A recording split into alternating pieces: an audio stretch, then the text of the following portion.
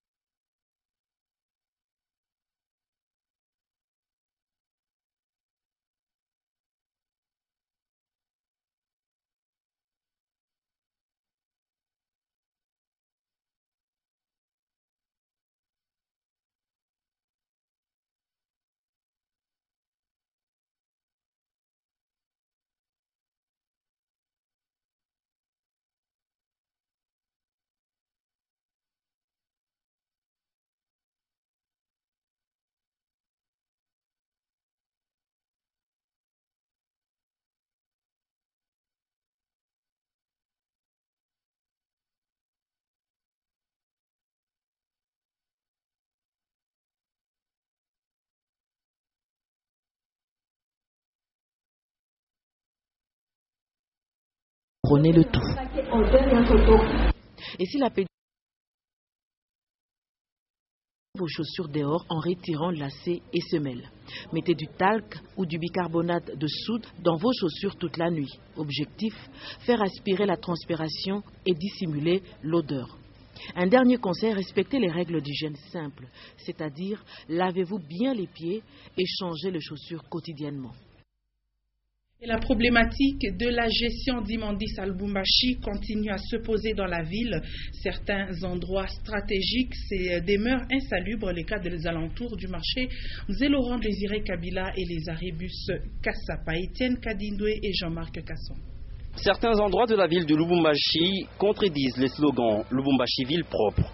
C'est les alentours du marché Zélaurent Désiré Kabila. Le devant de ces lieux des négoces reste envahi ces derniers temps par des ordures provenant des différents coins du marché. Malgré la présence des bacs à ordures à certains endroits publics de la ville, la population n'arrive toujours pas à respecter les principes de ne pas jeter les ordures sur les longs des avenues du centre-ville. Les cas similaires est vécu à l'arrêt Kassapa. Cet endroit est aussi très fréquenté. À plusieurs reprises, le bac à ordures s'est rempli, déborde et se trouve sans évacuation. Conséquence, ces immondices dégagent des ordures nauséabondes qui indisposent les passants. La mairie de Lubumbashi ferait mieux de revoir sa politique de gestion des immondices dans la ville de Lubumbashi. Question d'éviter différentes maladies à sa population. Je le disais en début de ce journal que certains motards hésitent d'acheter leur plaque d'immatriculation parce que la mairie de Lubumbashi vient d'imposer cette mesure. Il faut dire que celle-ci a été précédée par les services des impôts. Le nombre de plus en plus croissant des motards a fait penser à identifier pour prévenir les cas de conflits en cas d'accident ou même de vol. Titiane Bouy nous en parle. Voilà quelques jours depuis que la mairie de Lubumbashi a lancé la campagne d'immatriculation des taxis-motos. Une mesure qui a pour objectif, entre autres, de faciliter le recensement et l'identification des motards, tout en sécurisant les transporteurs et la population. À ce jour, le constat fait état de confusion du service compétent. Il y a confusion quand les faiseurs nous arrêtent. Ils ne reconnaissent pas les plaques de la DGI. Quand c'est le service de transport, les agents de transport refusent les plaques de la mairie.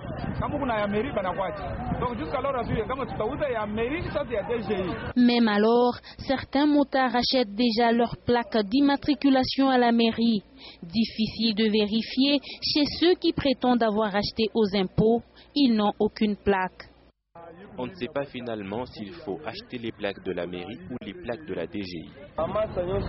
Tout de même, pour éviter la tracasserie, il faut s'acheter une plaque d'immatriculation.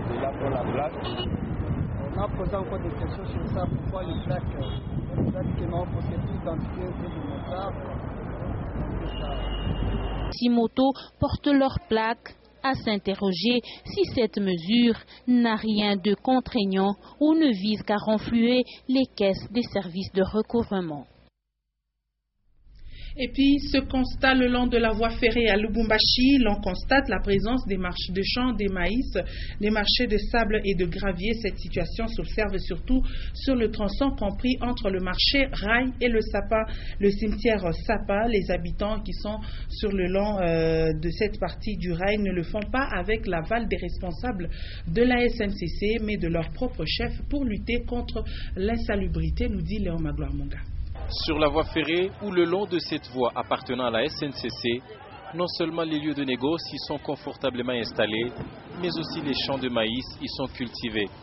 À certains endroits, le maïs vert en cette saison de pluie est visible même à moins de 30 cm du rail.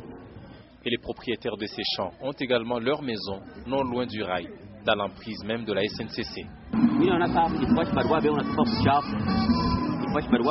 buchafu lia kugombana na wale wenyewe unatupa buchafu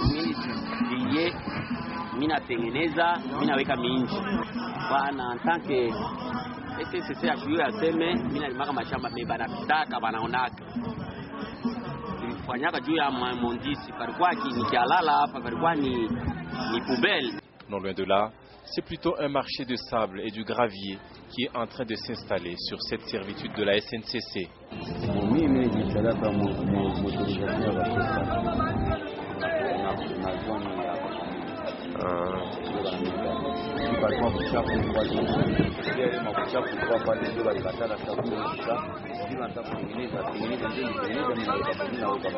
À noter que cette situation est plus favorisée par l'irrégularité du passage du train, car la Société nationale de chemin de fer du Congo SNCC ne tournait plus à plein régime depuis maintenant plus de 2 décennies.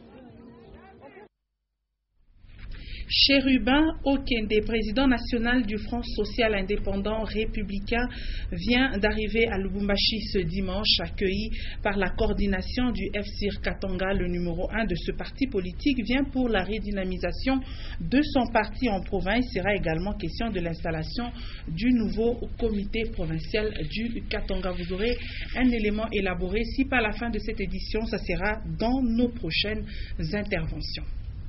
Voici exactement une année, jour pour jour, depuis l'existence officielle de l'Église de l'Évangile éternel. À cette occasion, les chrétiens de cette Église se sont retrouvés autour de leur pasteur visionnaire, Kalenga Mandoussa, pour un culte spécial. Les fidèles ont passé d'intenses moments de prière, d'action, de grâce et de festivité. Léon Magloire Monga. Un an déjà depuis l'existence officielle de l'Église de l'Évangile éternel. À cette occasion solennelle, un culte spécial a réuni autour du révérend pasteur visionnaire Kalenga Mandoussa plus de 500 fidèles de cette nouvelle église. Au dedans du temple comme au dehors, les chrétiens de l'église de l'Évangile éternel ont passé d'intenses moments de prière, de dévotion et de louange à l'Éternel. Après avoir suivi la parole de Dieu, est venu l'instant de partage de la Sainte Seine à laquelle tous les fidèles ont pris part. Ensuite, le gâteau d'anniversaire est entré solennellement, puis partagé par le révérend visionnaire Kalenga Mandoussa avec tous les convives. Une année déjà, les fruits de l'esprit sont visibles au sein de la nouvelle église, mais beaucoup reste encore à faire. À partir de demain, nous commençons notre 2e année. Nous envisageons, parce qu'ici nous avons un message que nous sommes en train de donner aux enfants de Dieu. C'est un message qui a été jeté dans l'oubliette, c'est-à-dire la crainte de Dieu. Nous continuons à frapper fort pour que les enfants de Dieu comprennent qu'avant toute chose, c'est la crainte de Dieu. nous envisageons beaucoup de choses spirituelles que matérielles. Tout le monde a eu droit à un repas fraternel d'anniversaire avant d'entamer la deuxième année de l'église de l'Évangile éternel. Jusque-là, localisée à l'angle des avenues Louboudi et Koulouzi, à la cité Jekamil, au quartier Mampala.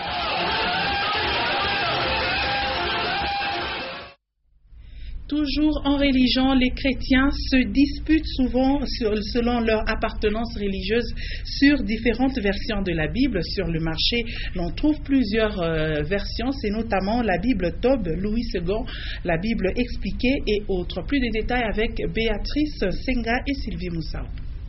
Les différentes versions de la Bible témoignent de la diversité de la foi d'Église chrétienne. La diversité d'Église justifie aussi la différence entre opinions des chrétiens. C'est ce qu'on qualifie de doctrine. On parle alors de la Bible sous plusieurs traductions. D'abord, il faut savoir que pour ce qui est de l'Ancien Testament, nous avons la Biblia hébraïque. C'est à partir de cette Bible qu'on a effectué d'autres traductions. Okay. Le Nouveau Testament, comme vous le savez, a été écrit en grec. N'est-ce pas? A été écrit en grec et puis traduit. Il y a plusieurs traductions. Donc, si vous voulez parler en termes, plusieurs aussi versions. Pour faciliter la lecture de la Bible, surtout dans le milieu des jeunes, des petits formats, l'exemple du Nouveau Testament, sont publiés. Dans ces différentes Bibles, vous avez des notes qu'on appelle en termes techniques les apparatcritiques qui vous facilitent la compréhension des textes bibliques, si vous voulez bien, qui vous explicitent les textes bibliques. De toutes les traductions de la Bible, la traduction œcuménique biblique en sigle Tob et la traduction Jérusalem seraient plus conseillées grâce à leurs interprétations faciles. Parlons sport à présent. Interclub de la Confédération africaine de football, l'ASV Club de Kinshasa, a eu raison de Ferroviaro de Mozambique par le score de 3-0. L'ouverture du score est intervenue à la première minute par Firmin Moubélé et les deux autres buts sont arrivés en deuxième période, notamment à la 82e par Dayo et à la 90e. Moubélé a conclu la série des marques. Et hier, en Ligue des Champions, le tout-puissant Mazembe Anglebert a raté son entrée en lice. Il est tombé arme à la main devant Mamelodi Sundowns, 1-0. Résumé de la rencontre avec Christopher Chitamba et Micha Kaimbe. 7 ans après, le TP Mazembe Anglebert perd à nouveau face à Mamelodi Sundowns en terre sud-africaine. Et cette fois-ci, les Corbeaux ont terminé le match à 10 après l'expulsion du défenseur et latéral droit Kabaso Chongo sur ce tacle sur Kekana. Emmené en attaque par Biliat Kama et Nzungu Bongani en milieu de terrain, l'équipe locale fait des misères au TP Mazembe et domine la deuxième moitié des 45 premières minutes. Mais rien ne se passera, même pas le but de Biliat Kama ne sera validé à cause d'une position de hors-jeu de l'attaquant zimbabwéen de l'équipe sud-africaine. De retour des vestiaires, l'entraîneur de Mazembe est obligé de sacrifier un milieu de terrain et Patrice Carton choisit Given Singuluma pour rentrer en latéral droit, Yao Frimpong. Les milieux de terrain déjà en difficulté en première période auront encore plus de mal à s'exprimer. L'équipe de Moïse Katumbi est loin d'abdiquer en cette deuxième période malgré son infériorité numérique. Elle se crée tout de même des occasions extrêmement chaudes comme ce contrôle de la main de Ramalé dans sa surface de réparation non sifflé par l'arbitre malgache ou encore cette passe en profondeur de Boanali Samata pour Yao Frimpong, le latéral droit, but sur Denis Sonyango. 83e minute, Chotalier, le défenseur, tente de mettre une tête mais cette fois-là il donne un coup volontaire à Kidieba et ne sera même pas inquiété. À 4 minutes de la fin du match, alors que Mazembe semble avoir tenu le bon bout sur un mauvais dégagement de la défense dans l'axe, Biliat Kama a suivi l'action. Il ouvre le score. À 1 minute de la fin, Master Renford Kalaba a la balle de l'égalisation. La frappe du Zambien enroulée à l'entrée de la surface de réparation passe légèrement à côté du montant gauche de Onyango. 1-0 score final. Le TP recevra le 4 avril prochain dans ses propres installations.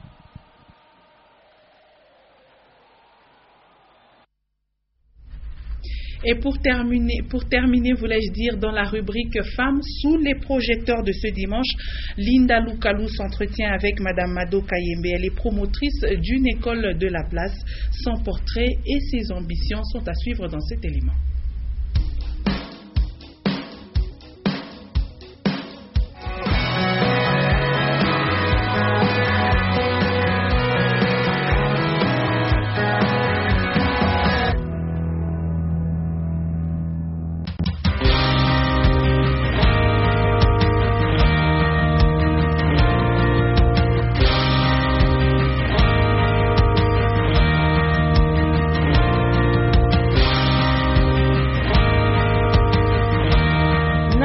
De Kolwezi, Madame Mado Kayembe est promotrice d'une école de la place.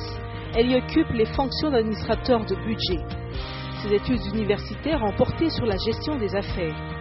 Durant sa vie, elle a le plus travaillé pour son propre compte. J'étais ménagère, toujours à la maison, mais quand même j'ai fini mes études. C'est après 10 ans que après avoir, si je peux dire, comme c'était le choix de mon mari, après avoir terminé à faire les enfants, il dit, ben là tu peux travailler. Oui. J'ai fait travailler, pas dans une entreprise, mais il a préféré que je sois dans une entreprise privée. C'est là où je suis. J'ai commencé par être la promotrice directement. Ça me faisait très mal parce que si je pense à la dépense de mes parents, je me disais toujours que je dois travailler. Et j'ai fait un peu de tiraillement. Je dis, je dois quand même aider ma famille. Je dois quand même faire ça à mes petits. Mais quand même, il a fini par faire quelque chose qui peut m'aider.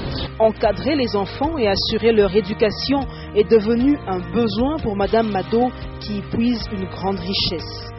Rien ne la freine, surtout lorsqu'il s'agit de l'éducation des enfants. Son cœur de mère reste un atout. Je ne peux pas dire que ce sont des difficultés parce que je suis censée de faire ce que je suis en train de faire. En tant que femme, je dois m'occuper. Avant de quitter la maison, je dois laisser tout en ordre. Je dois faire tout ce que mon mari aime. Et après, je viens et je travaille. Si je suis au boulot, et que même après 2-3 heures du matin, moi je ferme. Je dois rentrer avec politesse pour aller faire ce que je dois faire. L'éducation étant la base d'un développement durable d'une nation, Madame Kayembe compte y investir davantage. En tout cas, mes ambitions, c'est de faire mieux que ça. Puisque je ne sais pas si je peux dire que c'est pas rempli ou pas, mais j'ai des idées de faire ONG qui cadre avec l'éducation. Puisque je viens de voir que l'éducation est trop riche par rapport à tout ce que je pensais. Dans ma tête, j'avais les affaires. Mais pour le moment, faire encore 10 ans dans l'éducation, je commence à voir que j'ai passé le temps dans d'autres sections là. Et le mot de Madame Mado Kayembe aux femmes. Je dis que les femmes doivent faire quelque chose que les hommes portent attention. Qu'on sache vraiment, que les hommes sachent que les femmes sont là. Elles sont là aussi en train de faire quelque chose qui porte attention à tout le monde. Ce n'est pas dans le temps où il y avait seulement la procréation, la femme doit faire ça, doit faire les enfants. Mais non, pour le moment, ce n'est pas ça. Je parle même surtout à mes filles qui sont en 5e et 6e. Je dis attention, si on m'a donné la responsabilité de cette histoire, c'est parce que j'ai étudié. Vous devez étudier le mariage, je ne refuse pas. C'est le chemin de chaque fille, de chaque femme. Mais tu dois étudier pour être considéré, pour qu'on fasse une attention à toi, pour qu'on sache comment que tu es là. C'est bien. Comme on est avec toi ici, tous les hommes, toutes les femmes portent attention à nous deux.